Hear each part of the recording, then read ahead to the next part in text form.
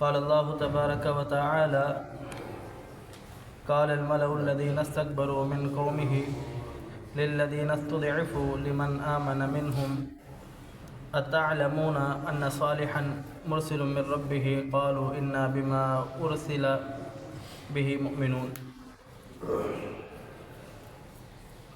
پیغمبر صالح علیہ السلام کی سیرت کا ذکر ہو رہا ہے۔ اللہ رب العالمین نے انہیں اپنا نبی، اپنا مرسل بنا کر کے بھیجا، اور پیغمبر صالح علیہ السلام نے آ کر کے اپنی قوم کو دعوت دی۔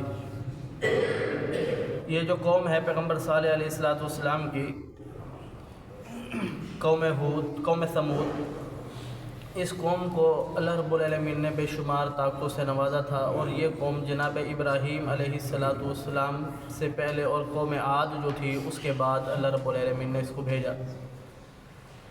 تو ابراہیم علیہ السلام سے پہلے اور قوم عاد کے بعد ان کو بھیجا، ان کو بے شمار نعمتیں دی، بے شمار نعمتوں سے مالا مال کیا، اور پھر پیغمبر بھی ان کے درمیان بھیجا۔ یہ بھی اللہ رب العالمین کی بہت بڑی نعمت تھی کہ پیغمبر آ کر کے ان کو اللہ کا پیغام سنا رہا ہے، بتلا رہا ہے، سمجھا رہا ہے۔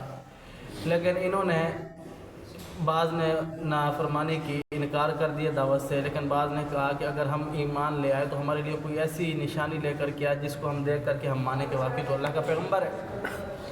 تو جناب صالح علیہ السلام نے کہا کہ تم مطالبہ کرو، کون سی نشانی تم چاہتے ہو؟ انہوں نے کہا کہ ایک پہاڑ فلان جہاں ہم بیٹھے ہوئے ہیں تو اس پہاڑ سے کوئی اونٹنی نکل کے آ جائے تو ہم مان جائیں گے کہ ہم آپ اللہ کے نبی ہیں، اللہ کے رسول ہیں۔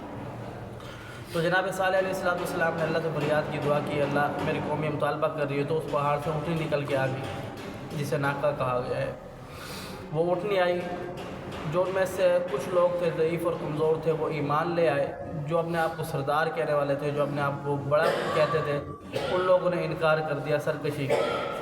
جب ان لوگوں نے سرکشی کی، انکار کیا، تو پیغمبر جناب صالح علیہ السلام نے ان سے کہا کہ اب تم نے اللہ رب العالمین کی نافرمانی کیا تھا کہ اس اونٹنی کو بھی قتل کر دیا، اس کی پونچھیں یعنی اس کی ٹانگیں کاٹ دی، اس کو قتل کر دیا، اس کو ذبح کر دیا۔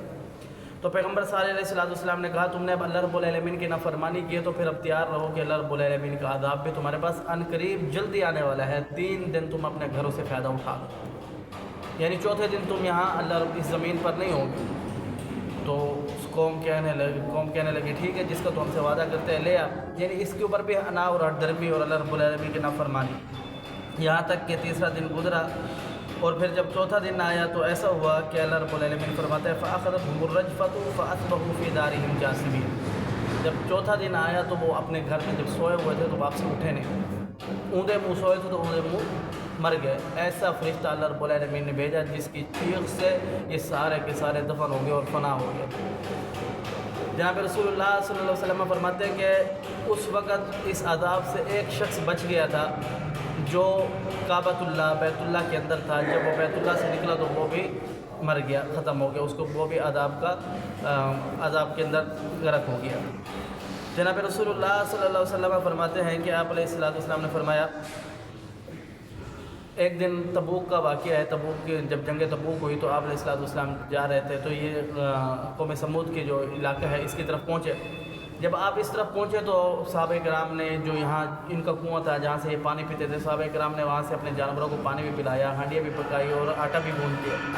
تو اللہ کے رسول پیارے آقا پیغمبر علیہ السلام نے فرمایا کہ یہاں سے جتنا جلدی ہو جائے نکل جاؤ، یہ ہانڈیاں اڈھیل دو، پھینک دو، جو آٹا تھا ان کو اونٹوں کو کھلا دیا، اور اس جگہ پر جا کر کے پڑاؤ ڈالا جہاں پر صالح علیہ السلام جس کنویں سے پانی پیا کرتے تھے۔ یعنی آپ علیہ السلام نے فرمایا کہ جو یہ اللہ رب العالمین کے عذاب ان پر نازل ہوا، یہ ایسی بدبخت قومیں ان کے اس جگہ پر بھی نہ جاؤ۔ اور ایک اور جگہ پر جناب رسول اللہ صلی اللہ علیہ وسلم نے فرمایا کہ اگر بالفرض تم یہاں سے گزرنا ہو تو اپنی آنکھوں میں آنسو لے ہوئے اللہ رب العالمین سے معافی مانگتے ہوئے یہاں سے گزرو، اگر بالفرض تمہیں رونا نہیں آ رہا تو پھر یہاں سے گزرو بھی نہ۔ یعنی یہ اللہ رب العالمین کے نافرمان، ایسے نافرمان لوگ تھے کہ اللہ رب العالمین ان کے سبب آپ کو کہیں عذاب نہ دے دے۔ تو وہ نافرمانی اتنا بڑی تھی کہ اللہ رب العالمین کو چیلنج کرنا۔ یہ ساری نافرمانیاں کیا تھی؟ پیچھے آپ سے بات فرما چکے ہیں کہ یہ اللہ رب العالمین کے ساتھ کسی اور کو شریک کرتے تھے، یعنی شرک۔ اللہ رب العالمین فرماتا ہے کہ میں شرک کو معاف نہیں کروں گا۔ اللہ سمجھنے والوں کی توفیق دے۔ قولوا قولی ھذا استغفر اللہ لی ولکم ولسائر المسلمین۔